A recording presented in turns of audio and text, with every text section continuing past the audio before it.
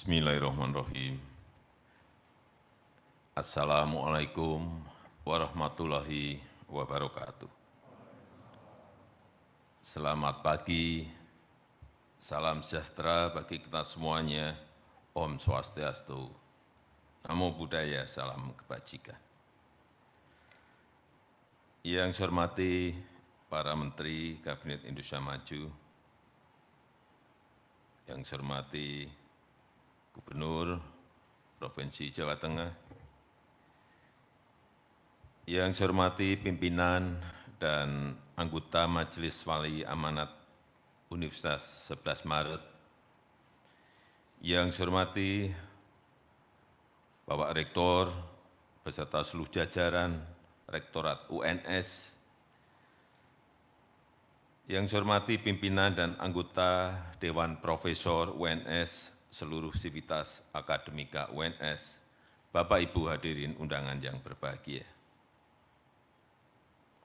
Pertama-tama kepada keluarga besar Universitas 11 Maret, saya mengucapkan selamat Disnatalis yang ke-46 dan terima kasih telah berperan sangat signifikan dalam pembangunan dan kemajuan masyarakat di Surakarta, di Jawa Tengah, dan di Indonesia. Dengan terus berinovasi dan bertransformasi, saya yakin UNS akan semakin sukses mengemban mandatnya berkontribusi untuk Indonesia maju yang kita cita-citakan. Hadirin dan undangan yang berbahagia, tadi Ibu Menteri Keuangan sudah memberikan gambaran betapa sulitnya situasi saat ini, betapa tidak gampangnya mengelola APBN, mengelola keuangan dalam situasi yang sangat extraordinary ini. Dan kita tahu bahwa dunia sekarang ini pada situasi yang tidak mudah, situasi yang tidak gampang. Semua negara merasakan, semua negara, bukan hanya negara kita. Sulit, sangat sulit. Kita dihadapkan sebelumnya pada disrupsi kronis akibat revolusi industri 4.0. Dan semua negara tergagap-gagap. Dihantam lagi oleh disrupsi akut karena pandemi yang tidak kita duga-duga. Tambah pusing kita semuanya. Semua negara tambah pusing semuanya. Pusingnya belum reda, tambah lagi ada perang. Sudah bertubi-tubi. Betapa sekali lagi pengelolaan tadi yang disampaikan oleh Ibu Menteri Keuangan, betapa sangat sulitnya. Ekonomi betapa sangat sulitnya. Tetapi alhamdulillah kita bisa menjalaninya, mengelola keuangan, mengendalikan COVID dengan baik kalau dibandingkan dengan negara-negara lain. Artinya apa? Masa depan global semakin penuh dengan ketidakpastian.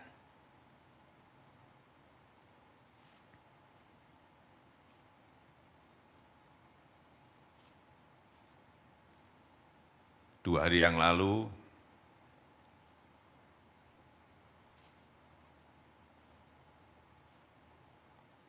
Kanselir Jerman Olaf Scholz telepon pada saya, berbicara banyak, ya kira-kira tadi yang saya sampaikan, suasananya.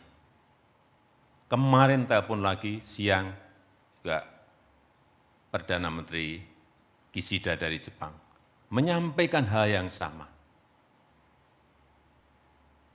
Pandemi yang belum rampung, kemudian ada tambahan perang, sehingga semuanya menjadi sulit diprediksi. Sangat sulit diprediksi. Hal-hal yang dulu tidak kita perkirakan semuanya muncul semuanya. Kelangkaan energi.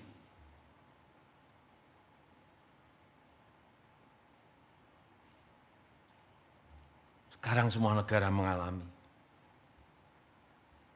Tambah perang, harga naik. Lipat. Kita tahu 2020 minyak harganya hanya kira-kira 60-an. 60 dolar per barel. Hari ini kira-kira 115. Itu pun sebelumnya seminggu yang lalu dah di angka 130. 2 kali lipat. Semua negara harga jualnya ke masyarakat sudah naik juga. Kita di sini masih nahan-nahan. Bu Menteri saya tanya, gimana Bu? Tahannya sampai berapa hari ini? Kita nahan-nahan terus. Kelangkaan energi satu. Juga beberapa negara sudah mulai terjadi kelangkaan pangan. Food price, harga pangan dunia naik semuanya. Gandum naik, kita kena imbas, kedelai dunia naik. Tambah perang ini, gandum karena hampir 20% lebih gandum itu dari Ukraina dan Rusia, naik sangat drastis. Kalau dilihat angka-angka, waduh, di Rusia naik 12%, Amerika naik 6,9%, Turki 5,5%. Alhamdulillah kita masih di angka 3. Tapi sampai kapan kita bisa menahan seperti ini?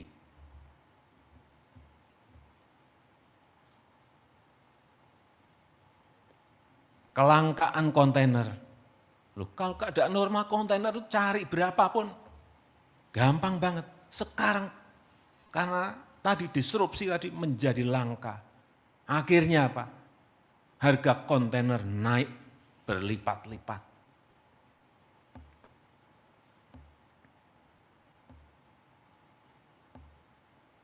Dulu naik 2 kali, naik 3 kali, naik 4 kali, naik 5 kali. Artinya apa? Barang-barang logistik sampai ke konsumen pun karena terbebani oleh harga kontainer yang naik menjadi juga dibeli lebih mahal. Efeknya kemana-mana. Kemudian yang terjadi adalah kenaikan inflasi. Yang hati-hati mengelola ekonomi saat ini. Ekonomi makronya dikelola, tapi mikronya tidak diperhatikan, bisa buyar. Artinya apa? Kerja sekarang ini harus kerja detail. Kalau enggak detail, enggak akan menyelesaikan masalah. Untungnya inflasi negara kita masih terkendali dengan baik, masih 2,2. Coba lihat di Turki, 48,7. Di Amerika yang biasanya di bawah 1%, sekarang sudah di 7,5%. Di India sudah 6%. Di Rusia sudah 8,7, tapi enggak tahu hari-hari ini. Situasi seperti ini, dunia. Kuncinya, menurut saya, kuncinya adalah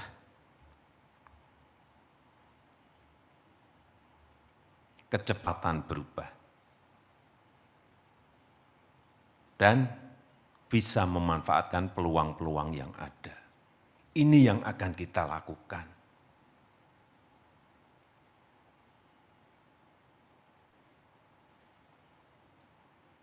Oleh sebab itu, perlu stabilitas.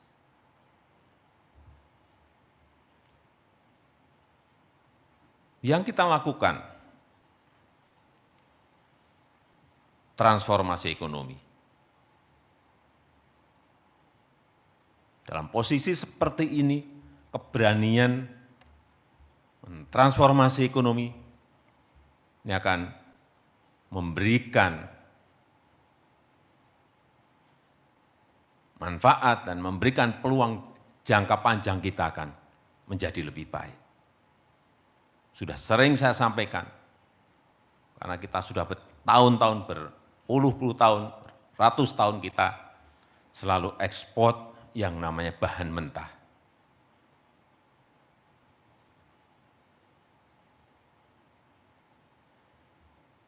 Sejak VOC loh kita ini mengekspor bahan mentah. Sampai sekarang masih kita ekspor bahan mentah. Kita tidak mendapatkan nilai tambah, tidak mendapatkan added value apa. Tapi sejak 2020, sudah saya sampaikan kepada seluruh menteri, satu-satu harus kita stop. Nikel stop. Tidak ada lagi yang namanya ekspor bahan mentah nikel.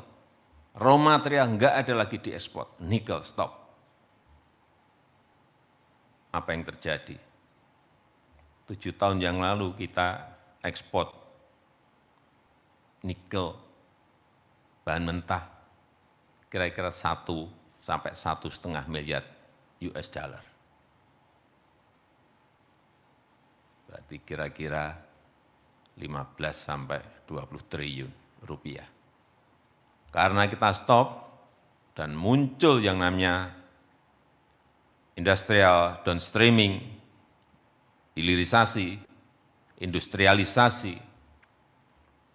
2021 kemarin ekspor kita karena sudah dapat setengah jadi dan jadi menjadi 20,8 miliar US dollar. Artinya dari 15 triliun melompat kepada kurang lebih 300 triliun. Baru satu barang yang namanya nikel. Padahal kita memiliki bauksit untuk alumina, tembaga, timah, emas, dan komoditas-komoditas perkebunan dan pertanian. Betapa kalau ini satu persatu kita memiliki keberanian untuk bilang stop, munculnya angka-angka yang tadi saya sampaikan. Membuka lapangan kerja itu yang paling penting. Yang kedua, Bu Menteri Keuangan bisa pungut pajaknya.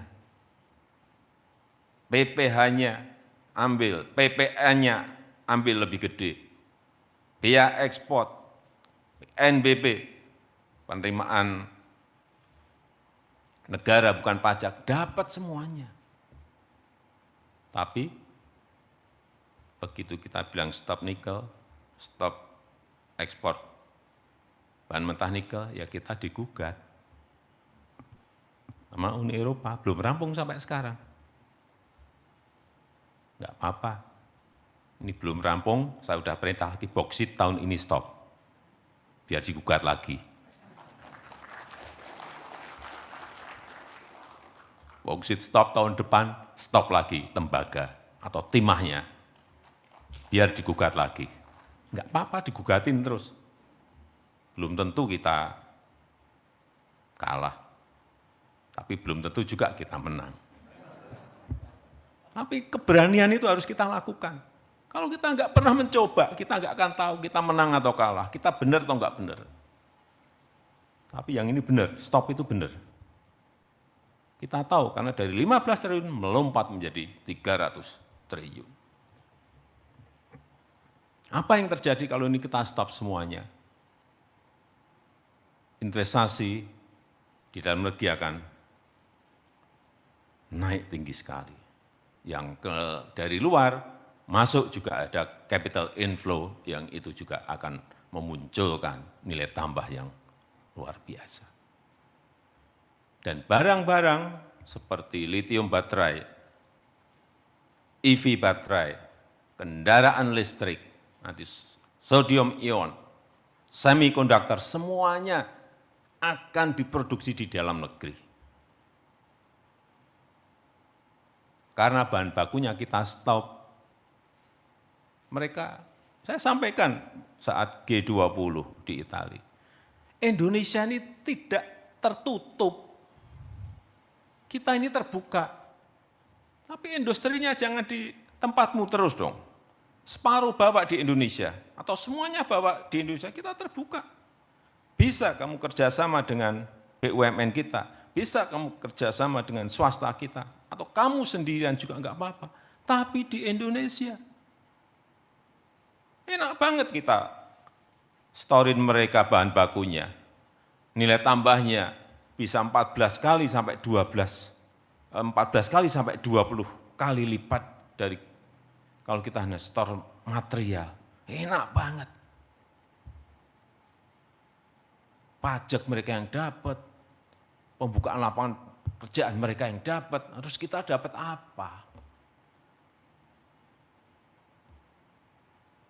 Ya, kita ditakut-takuti terus. Tak gugat di WTO, tak gugat di WTO. Gugatlah. Yang kedua, hilirisasi yang kedua, ekonomi hijau. Kekuatan kita ada di sini juga. Sebab itu harus kita bawa ke arah ekonomi hijau, karena kekuatan kita ada di sini. Karena energi hijau kita memiliki potensi yang juga tidak sedikit. Hydropower dari 4.400 sungai yang kita miliki. Geothermal 29.000 megawatt, di mana-mana ada. Angin kita punya, panas matahari kita ada. Arus gelombang bawah laut kita punya, panas permukaan laut kita memiliki. Sehingga produk yang dihasilkan nanti adalah produk hijau dari Indonesia yang memiliki nilai tambah yang lebih besar. Untuk menuju ke sini, apa yang harus kita siapkan? Yang kita ini harus habis-habisan dan secepat-cepatnya melakukan. SDM.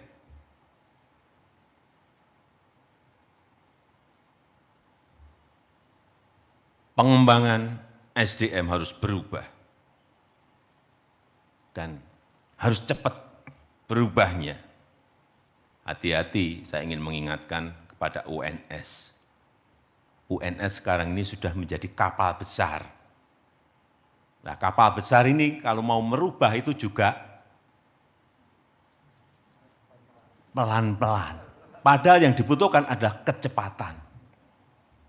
Kalau kapalnya masih kecil, belok langsung, gampang banget. Mahasiswa berapa Pak Rektor sekarang? 40.000. Ini sudah kapal induk. Gede banget, 40.000 itu gede banget. Hati-hati, kapal besar ini hati-hati. Bisa tidak lincah loh, tapi juga bisa lincah. Tergantung nahkodanya.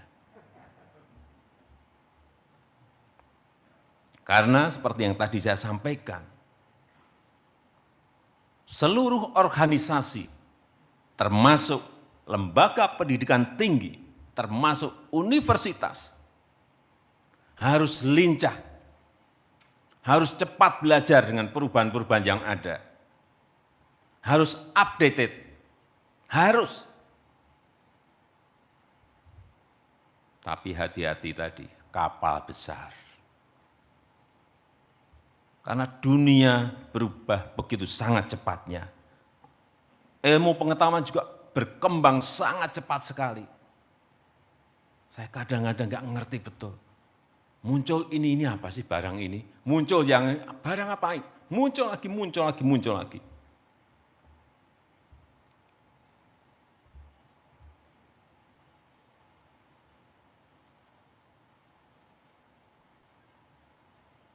Sekali lagi, ilmu pengetahuan berkembang sangat cepat dan harus diikuti dengan program pendidikan yang dinamis, yang cepat. Risetnya juga harus cepat berubah sesuai dengan tantangan zaman yang ada. Kita ini berkejaran. Saya membayangkan kita ini hanya punya waktu urusan SDM untuk mengejar, itu hanya punya waktu 2 tahun. Kita berani berubah enggak dalam 2 tahun ini? Kalau enggak, nanti di dalam bonus demografi 2030-2035, habis kita kalau kita enggak cepat berubah. Saya sudah berhitung, saya sudah berkalkulasi dengan para menteri kita. Kita hanya punya kesempatan berubah ini 2 tahun ini. Karena muncul bonus demografinya nanti di 2030-2035. SDM digital, digital talent harus.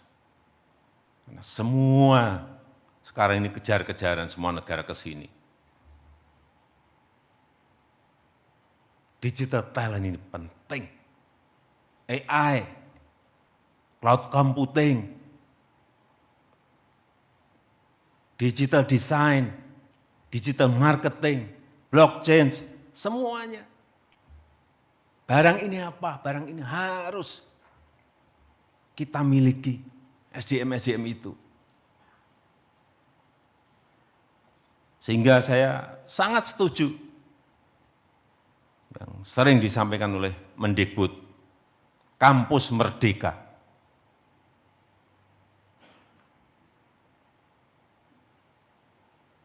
Mahasiswa bisa belajar di mana saja, kapan saja, dengan siapa saja. Kampus yang mengarahkan.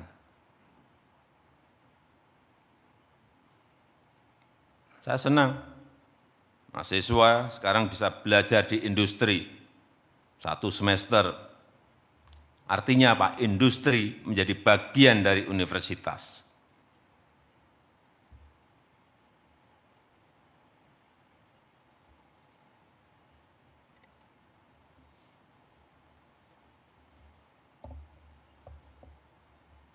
Ada matching fund yang dibiayai oleh kementerian. Ada target 10.000 praktisi dari industri yang ditarik ke kampus. Ini nanti akan men-trigger perubahan-perubahan itu.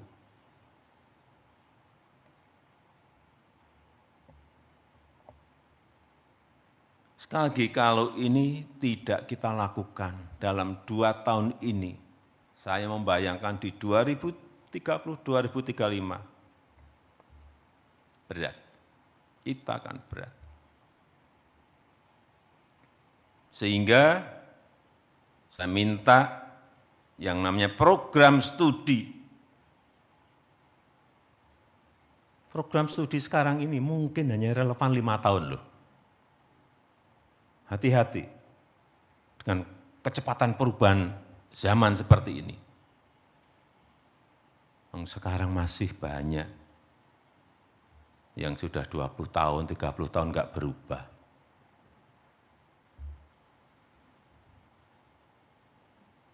Bisa saja sebuah ilmu relevan untuk semester ini, semester depan sudah enggak relevan lagi. Bisa karena perubahan-perubahan yang cepat tadi. Pembubaran program studi sulit.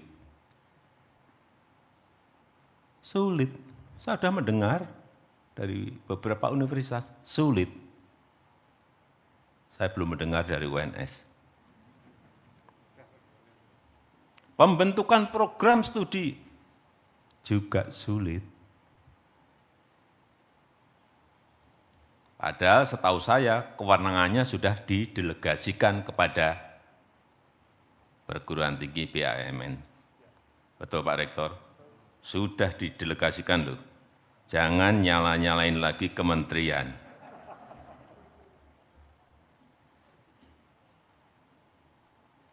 Pusat studi yang ada di kampus-kampus, hati-hati. Saya sekarang memang harus bekerja harus detail. Kalau kita nggak detail, kita nggak ngerti-ngerti. Pusat studi, saya dengar juga demikian. Dan yang saya tahu juga demikian. Yang lama tidak dibubarkan, yang sudah jadul tidak dibubarkan, yang baru juga enggak dibentuk.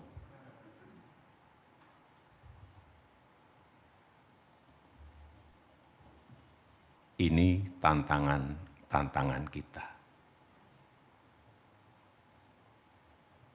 dalam rangka SDM, menyiapkan SDM Indonesia. Saya rasa itu yang bisa saya sampaikan pada kesempatan yang baik ini. Sekali lagi, selamat Dies Natalis ke-46. Terima kasih, saya tutup. Wassalamu'alaikum warahmatullahi wabarakatuh.